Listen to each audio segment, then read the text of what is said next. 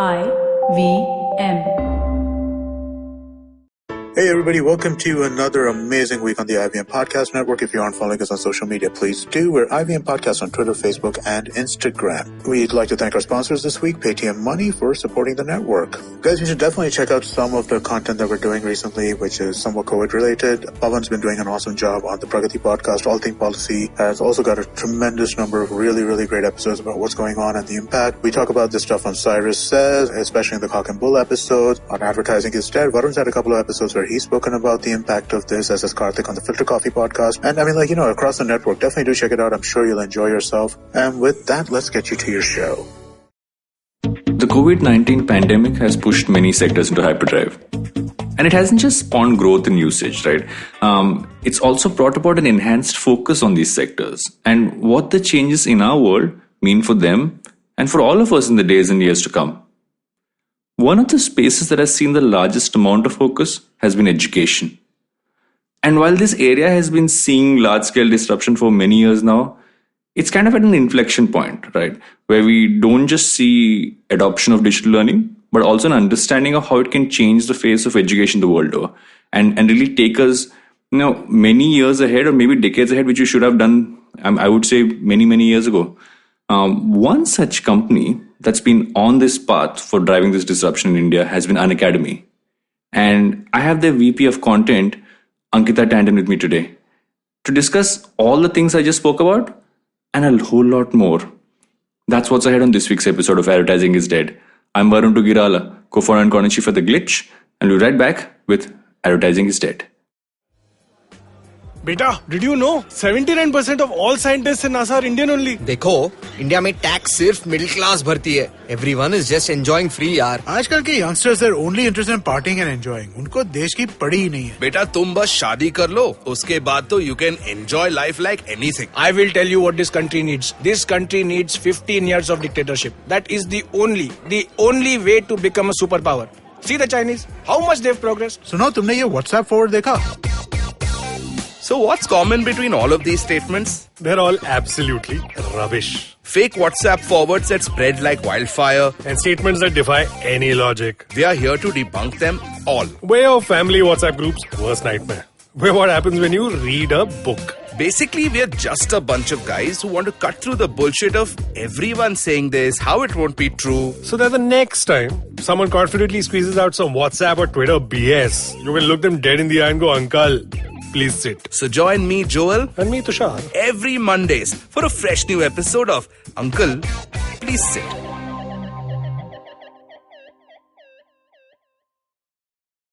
Welcome back to Advertising is Dead with Ankita. Ankita, thank you for doing this. Thank you, Varun. Thank you for having me. And I'm sure the last 1 month or must have been an interesting time. Even now must be interesting times for you guys. Absolutely. I think the world as we know it changed about 45 days ago, and it's been crazy. But well, I think we're resilient. We'll cope and we'll survive and we will conquer. And just in terms of obviously, Unacademy has been building out education online for a while now, but while there has been so much acceptance of it, I think over the last month must have been a surge in terms of just people really trying to understand, adapt, and actually really use e-learning. Have you seen a larger number of people kind of coming in and onto the platform over the last month or? Great question. I think, Varun, before I get into the specific answer that you've, the specific question that you've asked me, let me digress a little bit and give you a little bit about the origin story of Unacademy. So, yes, Unacademy was a product of laziness.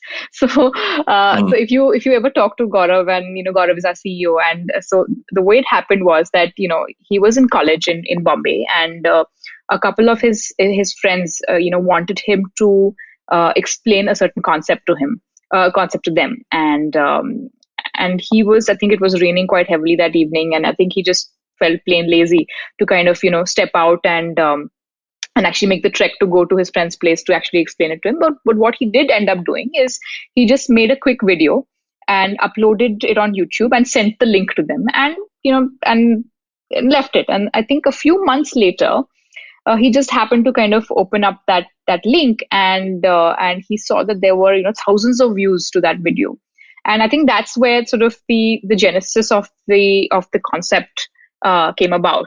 And then he realized that that there is people are eager to learn, they're willing to learn, and there is so much scope for building content on the internet, and people just want to learn at their own pace. And so I think Unacademy started as a YouTube channel. And what you see today, the product you see today, the subscription that we have. So we do training for competitive test prep. Was actually launched while the company has formally been around for about 4+ years. The current product was only launched about 15 months ago. And so it's taken the organization time to find the absolute right model that sort of works. And I think for any ed tech, so why is ed tech sort of doing so well right now? So I believe that there are 3 fundamental pillars that are absolutely essential for an ed tech product to thrive. One is, obviously access to a smartphone. So I think this year India crossed US in terms of smartphone ownership. So we're only second in the world with second in the world in terms of access to smartphones. The second is high-speed internet. So I think a couple of years ago, Jio revolutionized the way content was consumed in India. So almost everyone has access to high-speed internet. And the third thing is access to capital. I think there are lots of fintech players that are, making digital payments, very easy, and lots of easy payment plans, etc., which are available. So these 3 things, which I call the Holy Trinity, sort of came together and have sort of enabled the environment of the ecosystem for an ed tech, company to thrive. So that's really causing the tailwinds of the company that any ed tech player, for that matter, is seeing right now. So coming back to your question, which is that has the recent events, changed things for us? Absolutely. So while we were seeing tremendous growth, in the past few months, we've grown 9x, to give you context, in the last 14 months. Okay. We have 13 million learners on our platform today learning. We have more than 10,000 teachers teaching. In the month of March, we did 1 billion live watch time minutes. So I think from that perspective, and from the time we went into lockdown, we had 1.5 million more users come into our platform. We are doing 500,000 daily active users on our platform. So numbers that we are seeing are staggering. And I think people, while they're locked down, I think there's a inherent quest for knowledge and a desire to learn. And I think people are utilizing their time by coming onto our platform and picking up topics to learn. Thank you for kind of running through that journey, right? Because I think there are a few points on that journey which I think are very interesting to kind of dig into. One being the fact that the origin point about starting off as almost I wouldn't call it a cheat sheet, but we all had that, right? We would always turn to that one student who was with us, who would say, give me some things, and we would always have those notes, or it's like getting the topper's notebook and taking photocopies of that, which I know I've done a lot of during my days studying. How have you taken that in terms of just the content, and how do you see that being enhanced for digital, right? Because a lot of people, what they don't realize, even though it seems so basic to realize, is the fact that when you're taking something that you study in a physical analog form and move it to digital, there obviously has to be enhancement of how that material actually flows and functions. How do you look at that part of it? So absolutely. So I think what Unacademy stands for is democratizing of education, and that everyone has the opportunity to learn equally from the best. So I think from what you said, that we all had a friend who was a topper, who we would kind of take their notes from, and so and some of us did, if I was quite enterprising, so I managed to always find the smartest person in the room, in the class, and kind of pester them to teach me or to train me. So I think fundamentally the Unacademy that we focus on is 2 things: that we want the top teachers teaching on our platform. We want the toppers as well. So people who have previously cracked exams. So we're always doing strategy sessions, tips and tricks sessions, even motivation and how to kind of calm your mind sessions by toppers. And I think cracking a competitive test prep exam is equally about having obviously the right knowledge, but the right temperament as well. Because on the D-Day, I think both of them equally play a very important part for cracking the exam. So I think that's what we're about. We want the best teachers and the toppers who are essentially training students on how to take the exam. They also give their own content out to students. So yes, that's something we definitely focus on. How do you look at the obviously there is an interactive element to how you study when you're online, or not necessarily interactive in the sense of back and forth, but how do you look at that part of it when you're kind of building out, let's say, how each of the modules or courses would work? So is your question more around how do we kind of solve for engagement online, or is what exactly yeah so fundamentally I think teaching online is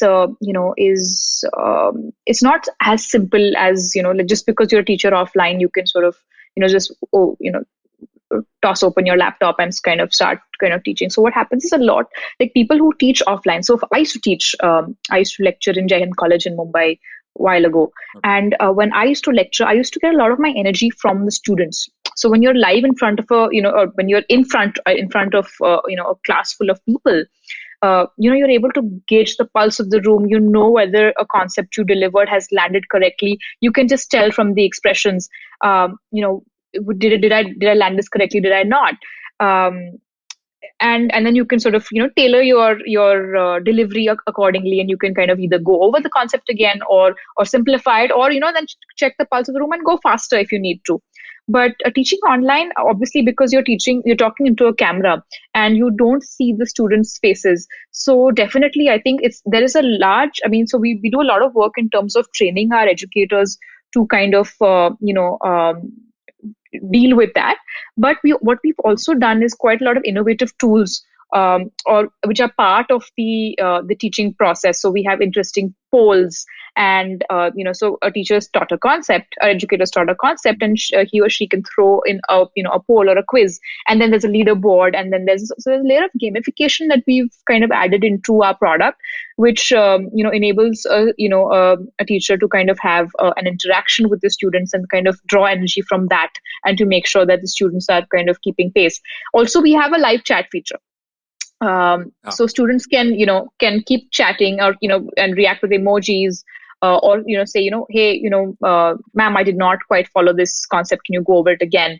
And so that's part of the product. So I think yes, you're absolutely right. We had to so there are certain realities of a live or a in-person classroom which we kind of tried to digitize, and we've brought it into our product. Yeah, because many times, and I've done, for instance, I sporadically do sessions in colleges, and what I've realized is many times it's about what students actually want to hear versus what you think they want to hear. And sometimes they want to learn extra things, and if I go way back towards even when I was in school or college, a lot of the thing was, okay, let's go for extra classes or extra tuition. I eventually zoned out of those things because I don't think I was the best student around. But I think what was important, especially during the time if I go to my engineering days or even before that, it was always trying to find someone who give us more notes, that kind of make us understand it in a simpler manner. So, I mean, even if I look at a pre-COVID time, I'm guessing a lot of students would kind of come onto this. And I remember watching Kota Factory, the show, and that's where I was like, okay, that it kind of connected with me there was the fact that there is almost like an enhanced, you always need that second layer of learning beyond the classroom. So even if you have a regular classroom, there is always a second layer of, okay, let me give this you a little deeper. Let me also make this simpler for you to understand. Do you also then need to work with your educators to say, okay, fine, this is how, not only how you do it on camera, but really how you make it. There is, you almost become, I'll hate the word performers, but is it almost the way that, how you're making it warmer for students, if that's the word I can use? So I think it's interesting you brought up Kota Factory, and that show was so popular and it hit home for so many people who have studied for their engineering exams. And I want to kind of just set context and give you guys a little bit of, give the listeners a little bit of color on, for people who haven't prepared for JEE. So every year about, 1 million or 10 lakh students appear for the JEE exam. And roughly 2 lakh people kind of go to Kota. Kota is like a hotspot for people to study JEE. And I think only a 5,000 or 6,000 actually eventually clear the JEE exam or get into IITs. So the people who actually qualify for JEE is really small. So imagine a child who, and I think people in the 10th grade move to Kota, right? So they're at the tender age of like 15 or 16 and they're moving away from home. They're paying through their nose and they end up going to, these coaching classes, which have 200 and 300 students, sitting in there. They're paying for, not only are they paying for the tuition, they're also paying for boarding, lodging, any travel, any food, etc. So it becomes financially quite difficult for quite a lot of people. Now, interestingly, as hard as it is to crack the JEE, it's equally hard to get into these institutes, right? 100%. So each of these institutes, they have, a badge system or a batch system, which they have a gold badge, a silver, bronze, so on and so forth. And so before you get into this institute, you have to give an entrance test for the institute. And the kid is anyway demotivated because he's gone to bronze, so he's already feeling like shit. So it's like he's already like mentally primed to believe that I'm not in the I'm not even in like the top sort of qualifying rung, and I have to really work so hard. So see, the toppers are the people they need the least help, right? So the people who are self-motivated, who are actually really inherently really, really smart, they need the least amount of help, right? But they qualify and they get into the gold batch, and I think they get access to the best teachers. So now their teachers are also segregated alongside these sort of batches. So the best teachers, your absolute best teachers, will teach in your gold batch. Students. Yes, which so is the opposite of what it should be, right? Which is the polar opposite of what it should be. So the best teachers are teaching the best students, and the second best to the second best, and so on and so forth, right? So the most marginalized student who actually needs the most amount of help is not getting access to those best teachers, right? And I think that was something fundamentally that we wanted to solve, right? And in the JEE world, or sort of in the competitive test prep world, educators who are able to pull out ranks, becomes almost get demigod status and celebrity status. So and so teacher, has produced me AIR 1 rank, or so and so teachers produced a AIR top 50 rank. So, and they become extremely sought after, and rightfully so, right? I mean, I think fundamentally getting these kind of positions in these top colleges, it just changes the trajectory of a person's life. So we fundamentally believe that these teachers, why should their knowledge or their pearls of wisdom be accessible only to a limited few? Why? Because of logistics, because of lack of space, because of infrastructure. And given that the world has been digitizing so fast, it makes zero sense that their knowledge and their tips and tricks should only be with a limited few. So I think that was the fundamental premise. So on Unacademy, we only get the top teachers. And these people themselves have so much of experience in, almost like looking at a question and being able to just visualize a solution. And I think the way they train the students, it kind of like they impart that knowledge. So to answer your question, which was, do we have to do a little bit extra to warm up these educators to deliver their content a lot better? These top teachers don't need that from us. So, I mean, you and I grew up solving physics questions from DC Pandey sir's book, right? DC Pandey, the man himself, teaches on our platform, right? Like, so it's, why would you not want to? Of course, you'd want your child to learn from the man himself, right? So I think that's the fundamental premise that we have. You get the best teachers. They have the knowledge. We just have to empower them with the right tools. And I think we're changing the world. We're changing the way India is learning. I think then that's so satisfying for us day in and day out. You used the word democratization a couple of times, right? I think that's really important because the clear problem of the gold, bronze, and silver for me is so apparent in terms of how these were, right? So I, for instance, wanted to be an engineer for the right reasons when I was in school, because I used to code for fun. But engineering requires you to know physics, it requires you to know chemistry, and I wasn't the great at math, and I wasn't the greatest at that. For me, I remember there was a point of time when I considered going to some of these coaching. There was this thing called Brilliant Tutorials when I was younger, where from 8th standard, you would have these books which would arrive home, which you would have to read and all those books just gathered dust because I would never really pay attention to many of them. I would just enjoy coding. And eventually, I think even by the time I got to engineering itself, for me, it was like at some point, the way we've taught maybe worked for that time. And I don't know if it works anymore for students, especially now. I'm not even talking about when any of us were in school or college, but I'm talking about the time now. Have you seen that students now actually ask for something different from what we did beyond what we asked for? As an audience, do you see that different? Yeah, I think that's a very interesting question you asked there. I think so. When we were in college and school, we had no option, right? Like, so we had to attend these coaching classes. We had to kind of, and God forbid if you miss a lecture because it's gone, right? It will not be covered again. And we were limited by obviously, the financial constraints. So obviously, if you can't afford to pay for the top institute, you just can't go there.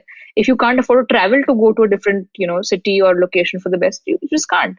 So you were limited by geographically what is accessible to you, financially what is accessible to you, and also you had to kind of keep pace with the lowest common denominator of your class, right? If this is the pace that your class is kind of keeping, then that's the pace you will have to keep. Whether or not if you want to move faster, you can't. If you want to slow down, you can't, because then you will miss out. And so I think learning for us was pretty broken, if I might say so.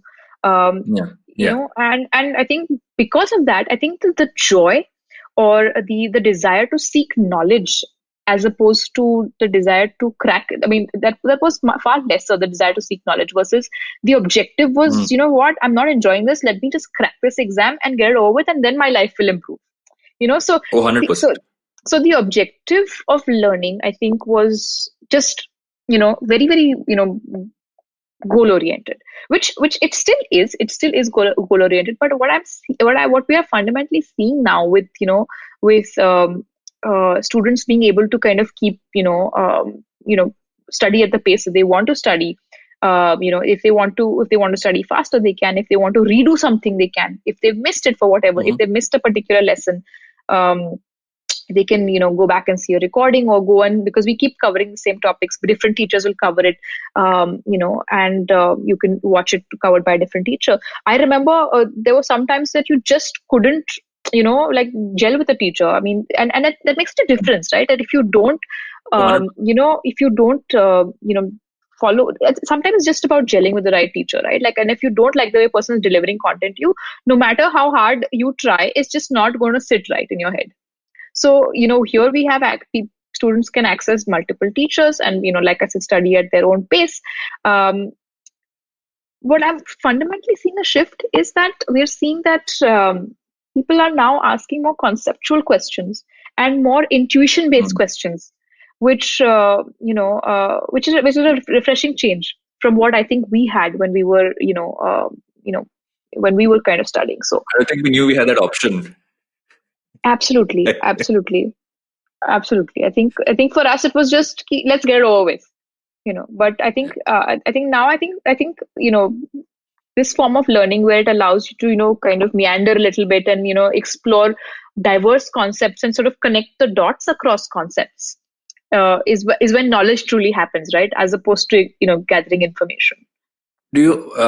But there's another aspect of generally how learning happened was the fact that there was a sense of community, right? That you would actually be in a physical space with many other students, and even like we spoke about Kota. I think a lot of these centers where people go in for coaching or even in any other institute always have this whole sense of a bunch of people coming together. although obviously the present generation are digital natives in the truest sense, how have you kind of worked? How you guys kind of worked in terms of your platform and making sure that community kind of still that element kind of still stays there? Right. So I think in our current form, I think we allow a lot of students to kind of during the class sort of chat. So there's the chat feature exists where people can talk to each other. But I think I think you're right. The community feature is absolutely important. In a student community, I think it really helps kind of motivate you. It helps. It helps you to kind of, there's a healthy competition that kind of creeps into everybody, and they're able to kind of peg themselves or benchmark themselves against their peers. So I think I think there's a lot of work that I think technologically that we need to do to kind of bring in that community feature in the true sense of the word into digital platforms today. And I don't think anybody is doing it extremely well right now. But I think there is a lot of stuff that is going on. You can chat with your peers in the class. We're allowed to take live tests. So I think that's a very cool feature where students can simultaneously take a test from home. It's live, so you kind of log in at the same time, and then I think what we do is we'll give you a percentile rank, and which allows people to kind of see, okay, this is where I'm standing in comparison to my peers. And we also try and give you an AIR rank and try and simulate that across, so it kind of gives a student a good sense that, hey, if I actually sat for this exam today, this is where I would roughly stand. But I think if I had to make a guess, I think in the future I would think that peer-to-peer doubt solving, peer-to-peer notes sharing, it would be quite an interesting way to kind of bring in the community feature, or to bring in that camaraderie that I think students who are studying need to have. I recall that I used to be great at math and not much more. All my while I in school I had obviously school and tuition, but I think was my friends. I think math is one of those subjects, either you get it or you just don't, right?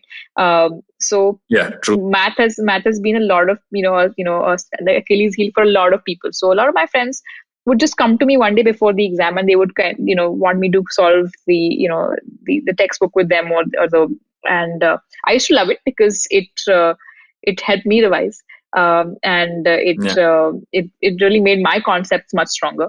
But yeah, so I think so. If I had to place my bets, I think a peer-to-peer doubt solving would be somewhere where I would try to kind of bring in a community. I think what might also naturally be happening, and I'm just going by general user behavior, is that the tendency for anyone today who's a digital native is to also build communities outside the platform itself around it to discuss. And I think if there are enough students on a particular thing, the chance of them catching up with each other in one way or the other would have anyway happened. And I think and that is almost a natural extension of how they live their lives right now.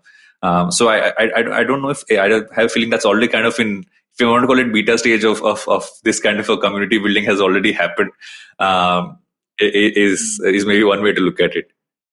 It's funny you say that, because I remember there was when I think tech Twitter or whatever you want to call it came into India maybe 8-10 years ago, and I remember this whole phase of going through. We used to go for these conferences, and like people would walk out and say, "Hey, I know you from Twitter." So like a offline community building, so as to say. Exactly. I think that, so we've done a little bit of work on sort of in along these lines. We sometimes organize offline seminars, where a lot of our students congregate and they kind of want to listen to the top teachers and toppers live. When I say live, I mean in person. So yes, and we have seen people sort of build communities around that, and we also do a little bit of work with student communities. So in education, Telegram, groups are quite active. So people, which have large congregations of learners that are exchanging ideas and notes, and so we are quite active in those groups as well. So yes, so you're right. So this kind of unorganized communities have already started mushrooming, and I think that there's a sense of brotherhood or brethren that kind of starts to take place when you're working towards a common mission, right? So I think yes, that's already there. And while obviously the initial phase of an academy was obviously focused a lot more on, let's say, graduate and other kind of exams, you also have had focus on school for a bit now. How is it different to teach for school versus teaching for or to coach for beyond school? How have you seen that? How is that difference kind of in terms of just looking at it as education? Is your question more in terms of like, do we need to tailor content specifically for younger audiences versus older Is audiences? The way you teach different? Yeah. Is the way the modules you work different? So I think the teachers, the educators are quite, so they know their audience, right? So I think they automatically tailor their their delivery for the certain audiences. So we do a bunch of different types of exams. So we do all the government exams, so which starts from UPSC to the state PSCs to the engineering services exams, which focus on a breadth of knowledge. So I think all the government exams are extremely hard exams to crack, and I think they're more sort of so of course they're a lot of you're expected to have a lot of breadth of knowledge. But the younger, the exams catering to younger students, like say NEET UG or JEE, which is pre-graduate or 11th 12th age group kids, I think that's very focused on specific knowledge. So I think they were more result focused. So I think the teachers are a lot more precise with their delivery. And rather than kind of in the postgraduate exams like UPSC exams, where they kind of I think the focus is more on imparting knowledge as opposed to being extremely precise. So we had Dr. Shashi Tharoor who went live on our platform last week, and he did a series of 5 lectures on international relations and the role of United Nations in today's times. And I think so he just spoke of his experiences and his perspective, and I think that was so valuable for all students appearing for the UPSC exam. We had literally every student preparing for the UPSC exam live on our platform, listening to him and taking from him. Whereas I would say that in the younger exams, I think we would be more precise and more specific, just kind of focusing on how do we crack this question in the most efficient and fastest possible manner. I think that would be the subtle difference. Was education something you always have had a focus on individually? Is that something which you thought you would enjoy as much as what you do? I think education has always been my passion. So I'll give you my origin story. So I think it's if you will allow me to digress for a moment. So of course. I was I was a good student throughout school, like above average. But I started getting much better and better as I got into college, because I was able to drop the subjects that I didn't like and gravitate towards subjects that I actually enjoy. And I was Bombay University topper, rank 1, simply because I was studying a subject that I loved, and I just went. And it's not that it ever felt like I slogged and I burnt the midnight oil. No, it was just me enjoying my subject, and I actually had quite a nice time. And so obviously topped Bombay University. I felt like I was on top of the world, and I'm indestructible. And I got into a university of my choice in the UK, and for the first time I had econometrics thrown into. So I was an economics student, and I had econometrics thrown into and I was doing a master's in economics in the UK. I had econometrics thrown into the mix.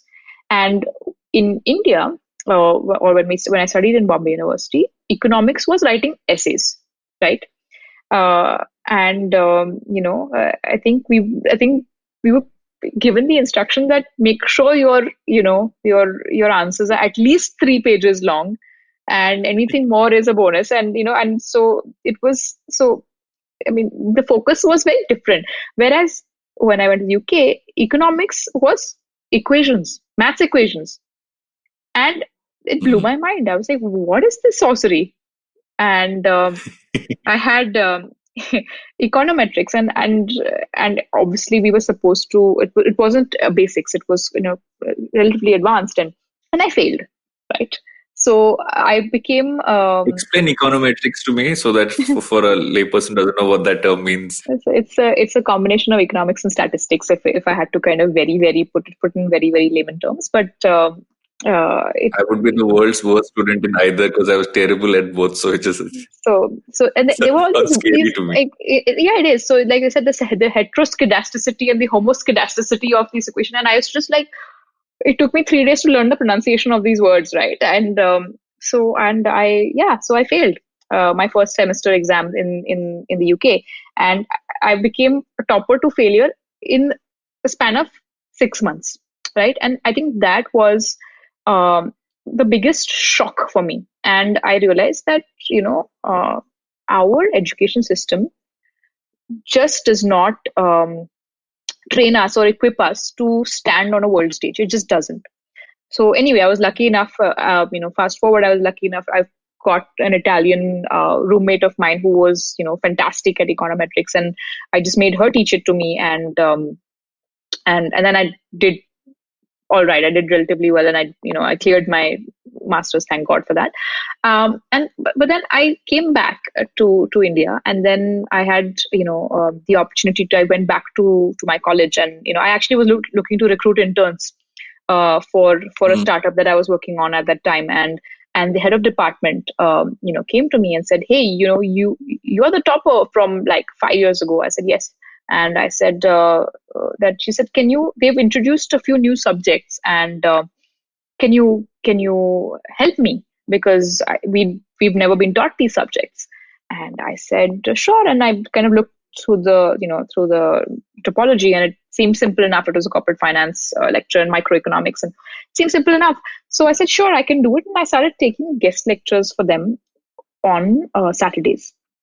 I think, and what it kind of made me realize was that our, and I would always open with time value of money, right? That would be my first lecture always.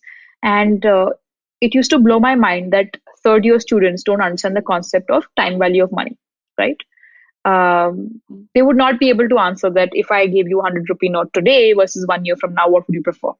People couldn't answer that question. So I think I got into multiple discussions with educators and teachers at that time, and interestingly, what the government was doing was lowering the standard of the syllabus year on year, so your pass rate goes up, so that your literacy rate starts to climb, right? So I think it's unfortunate, and I think that struck a chord with me. That I think I am probably privileged to be in the top 0.0001% of the country in terms of access and knowledge, and there's always been that desire to share that. So I think when I ran into Gaurav, about 8 months ago, it was serendipitous, and like it was almost that hell yes, I want to do this, and I think and the rest is history. You picked a couple of interesting points, right? And I've had many issues with the education system because, and I think many times I voice certain pieces which I then say maybe colleges won't call me for guest lectures anymore.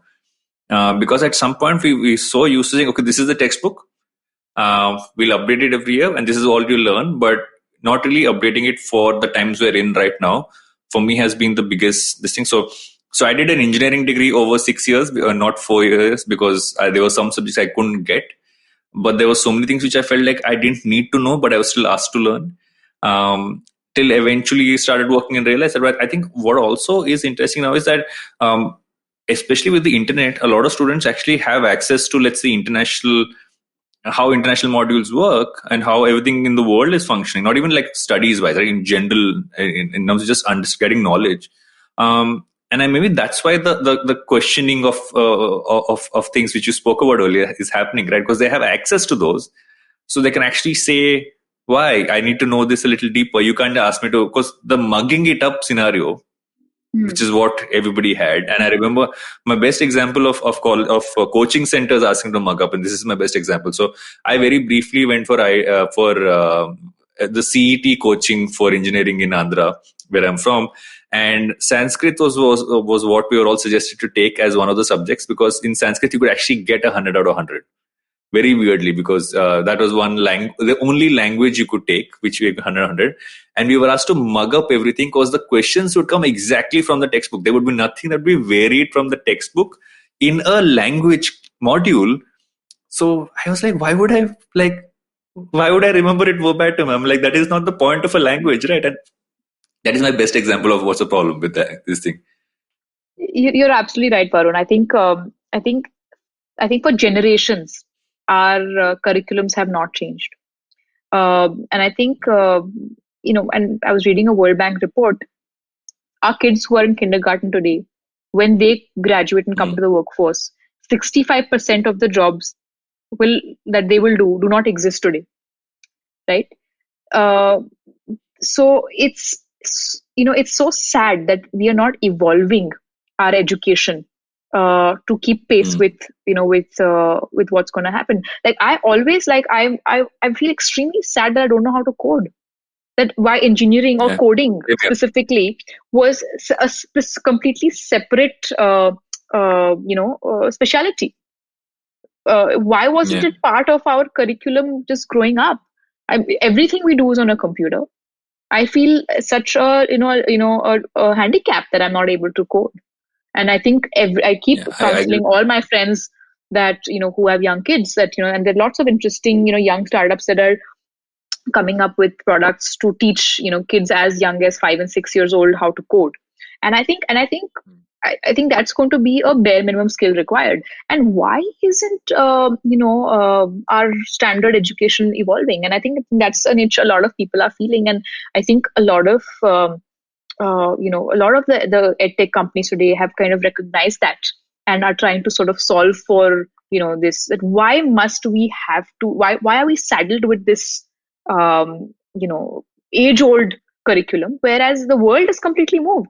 Do you remember in today, social media manager, a digital marketer, or a growth hacker? These are very real jobs that exist today. Did we even know about these jobs when we were in school? Not at all. They didn't exist.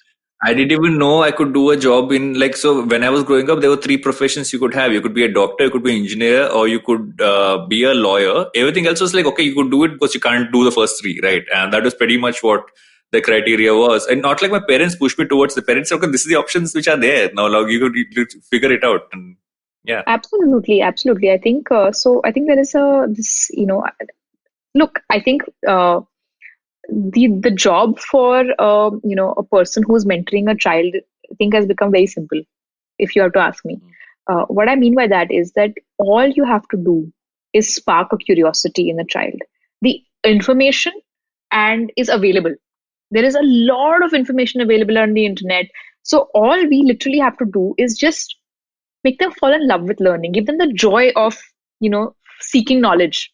I think, and once we achieve that, I think, I think the world will change for the better. So I think, I think that's absolutely crucial, I think, in this day and age. Do you also see that as what will eventually, so if you look at it on a global landscape into just education and how it's changing, do you see that as being a large part of focus in terms of just generally that whole sparking of curiosity, making them want to dig a little deeper into things? Is that almost like primary focus now for anybody dealing in education right now? I don't know if it's a primary focus, but I mean, if I had to just do a thought experiment here, and and this is completely my view and my view alone. And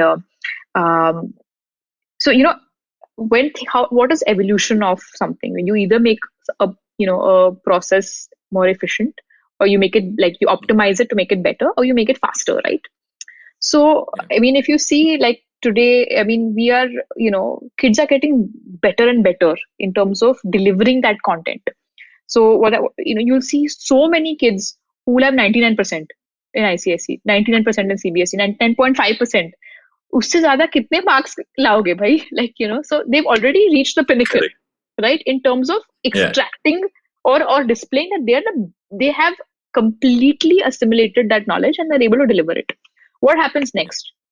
Faster, right?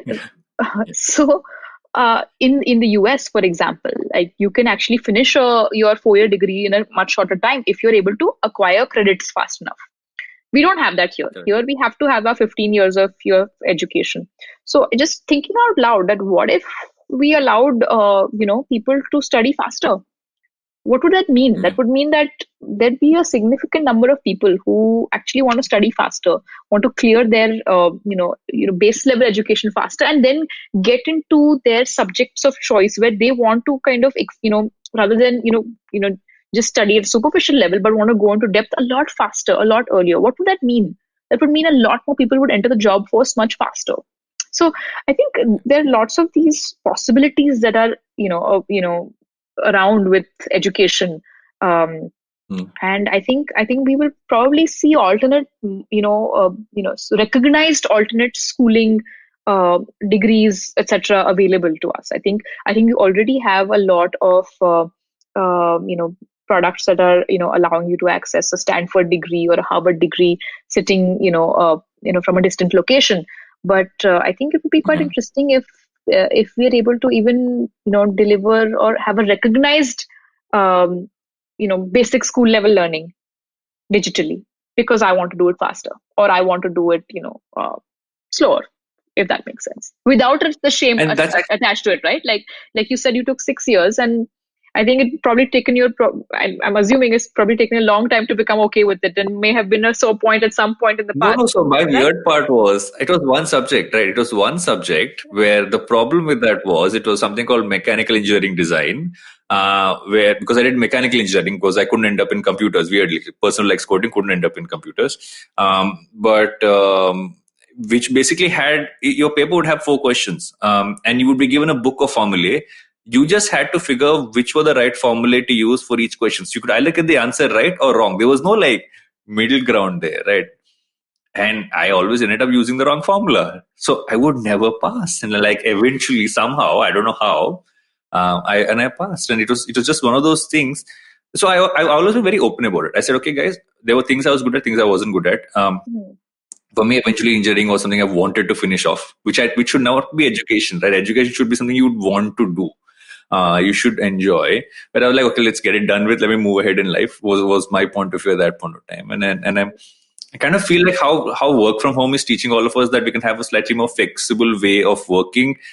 Obviously, with its own negatives and positives. I think this study from home has so many positives as well, and not just I know everyone's trying to get used to it but I think there is so many positives to that, that you can kind of pick up multiple things.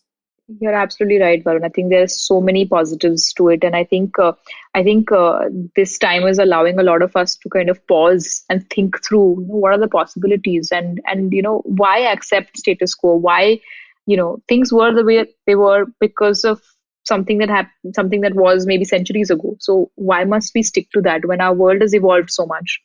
And I think there's no reason to punish our children and punish the youngsters to kind of and put them in a pressure cooker.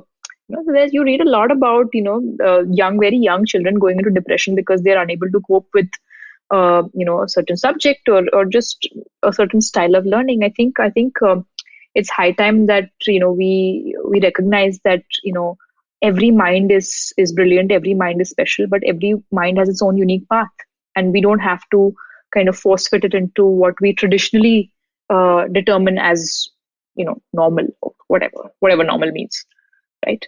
Yeah.